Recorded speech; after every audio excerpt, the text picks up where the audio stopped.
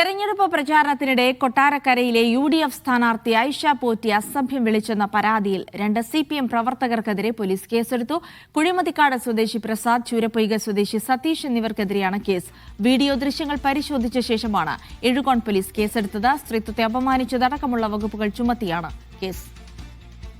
Lijo Rollins വിവരങ്ങൾ നൽകും. ലിജോ, നിലവിൽ 2 പേർക്കെതിരെയാണ് കേസെടുത്തിരിക്കുന്നത്. വിശദാംശങ്ങൾ എന്തൊക്കെ?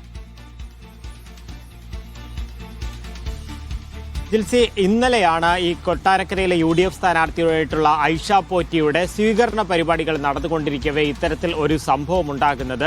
പിന്നാലെ വന്ന ആ കാറിന്റെ ഡാഷ് ക്യാമറയിൽ ആ ദൃശ്യങ്ങൾ പതിഞ്ഞതോടുകൂടെയാണ് അതിന്റെ അടിസ്ഥാനത്തിൽ എഴുകോൺ പോലീസിൽ പരാതി നൽകിയത്. എഴുകോൺ പോലീസ് സ്റ്റേഷൻ പരിധിയിൽ വരുന്ന സ്ഥലത്തായിരുന്നു കഴിഞ്ഞ ദിവസത്തെ സ്വീകരണ പരിപാടികളൊക്കെ തന്നെ നടന്നുകൊണ്ടിരുന്നത്. ആ ഒരു സ്ഥലത്ത് എത്തുന്ന സമയത്ത് നമുക്ക് ആ ദൃശ്യങ്ങളിൽ കാണാൻ കഴിയുന്നുണ്ട്. അവിടെ വാഹനങ്ങളിലും മറ്റുമൊക്കെയായി ഇടതുപക്ഷ പ്രവർത്തകർ അവിടെ നിൽപ്പുണ്ടായിരുന്നു, LDF പ്രവർത്തകർ നിൽക്കുന്നുണ്ട്. ആ വാഹനം, ഐഷ പോറ്റിയും വഹിച്ചുകൊണ്ടുള്ള വാഹനം അവിടെ എത്തുന്ന സമയത്ത് 2 പേരുടെ പിന്നാലെ പോകുന്നത് കാണാൻ സാധിക്കും. അതിൽ ഒരാളാണ് സതീഷ്, മറ്റൊരാൾ പ്രസാദാണ്.